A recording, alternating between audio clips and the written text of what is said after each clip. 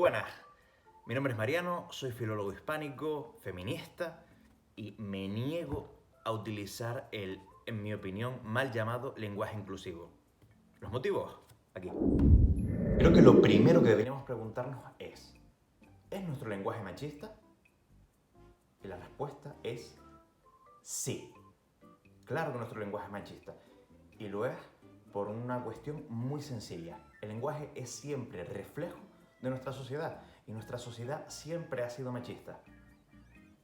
¿Dónde podemos encontrar rasgos de machismo en nuestro lenguaje? Muy sencillo. Basta con ver un ejemplo clarísimo. No es lo mismo un zorro que una zorra. Pero es que este no es el único ejemplo de si pasamos de masculino a femenino el nombre de un animal. Piensen en cuántos animales en femenino tienen algún tipo de connotación sexual. A bote pronto. Lagarto, lagarta. Tigre, tigresa. Perro, perra. Y así podríamos seguir hasta el infinito. Y es que saben que la palabra puta tiene más de 200 sinónimos en la lengua española. 200. Y todo esto por no hablar de la connotación positiva o negativa que tienen los genitales dependiendo de si son masculinos o femeninos. El Barça está jugando de cojones. Messi es la polla. ¡Uf!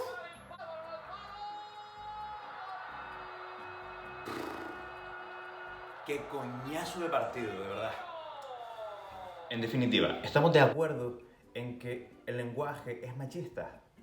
Por supuesto. Pero, si se dan cuenta de una cosa, hemos estado hablando de léxico. Hemos estado hablando de semántica, no de gramática. ¿De acuerdo? Más que nada porque la gramática no puede ser sexista y no puede ser sexista por un principio básico. La gramática no tiene sexo. Así es, la gramática no tiene sexo. La gramática tiene género y el género es arbitrario. No hay ningún motivo por el que el mueble sea masculino y la planta sea femenina. No lo hay, es completamente aleatorio. Y ahora es cuando alguien dirá, pero es que si yo entro a un sitio y digo buenas tardes a todos, estoy excluyendo a las mujeres. No. Y para eso hacemos un breve repaso por lo que es la historia de nuestra lengua, ¿de acuerdo? Nuestra lengua proviene del latín. En el latín había 3 géneros, el masculino, el femenino y el neutro. Entonces, el latín evoluciona y evoluciona hasta que se pierde y aparecen las lenguas romances. Una de ellas, la nuestra, el español. Y en esa evolución, el neutro se pierde por el camino. Nos quedamos simplemente con 2 géneros, con el masculino y con el femenino. ¿Significa esto que no tenemos neutro? Evidentemente, pero sí tenemos rasgos de neutro. ¿Dónde tenemos esos rasgos? Pues por ejemplo, en algunos artículos como lo, en pronombres o también en el hecho de que el masculino sea un género no marcado. ¿Qué quiere decir que el masculino sea un género no marcado? Significa que cuando hablamos de personas o hablamos de animales, nos podemos referir concretamente a ese género masculino o también nos podemos generalizar en la especie entera. El hecho de que de los 2 géneros, el no marcado y por lo tanto el que puede generalizar y englobar ambos sea el masculino en lugar del femenino, ¿tiene algún motivo sociocultural?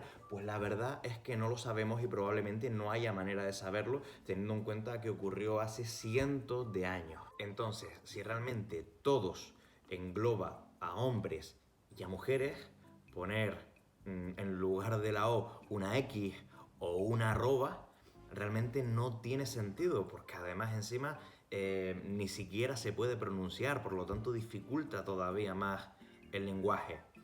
Y en el caso de poner todos y todas, hombre, se puede poner, pero es completamente redundante. Hablar de esta manera, además, va en contra del principio fundamental del lenguaje, que es comunicarse lo mejor posible. De hecho, históricamente, las lenguas lo que han tendido ha sido a simplificarse, no porque nadie decidiera que se simplificaran, sino porque el ser humano lo ha ido haciendo de manera natural para facilitar esta comunicación.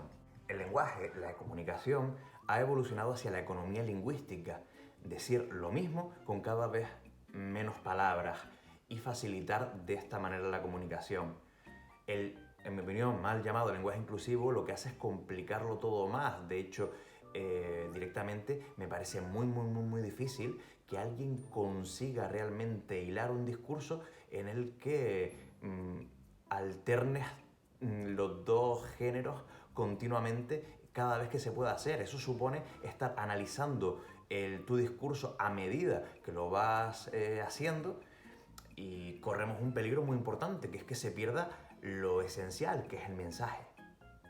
Ahora bien, si tú me dices, vale, vamos a cargarnos el lenguaje, vamos a destrozar su naturaleza y vamos a complicar la comunicación, pero la consecuencia de hacer esto es que vamos a estar cada vez más cerca de la igualdad, vamos a visibilizar más a la mujer y estaremos dando pasos muy importantes para que nuestra sociedad sea cada vez más feminista.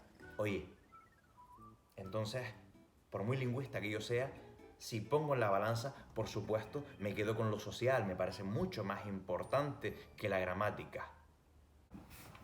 Sin embargo, está demostrado que no tiene nada que ver una cosa con la otra. Y ponemos un par de ejemplos.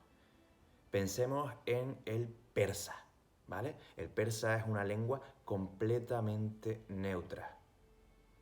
Y ahora pensemos, ¿cómo es la situación de las mujeres en Siria?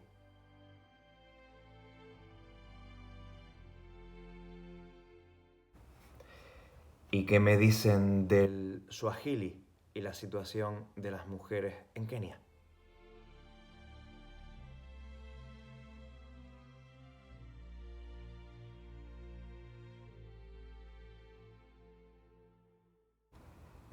Gramáticas neutras, sociedades extremadamente machistas. No tienen nada que ver una cosa con la otra. Estamos en una lucha muy importante. Creo que se deben potenciar las acciones y las políticas feministas, pero sinceramente creo que la gramática no tiene nada que ver con eso. Creo que la gramática hay que dejarla tranquila, que siga su función, que es intentar hacer que nos comuniquemos lo mejor posible y paralelamente seguir luchando por la igualdad sin mezclar una cosa con la otra. Esa al menos es mi opinión. Muchas gracias por ver este vídeo y disculpen la tabarra.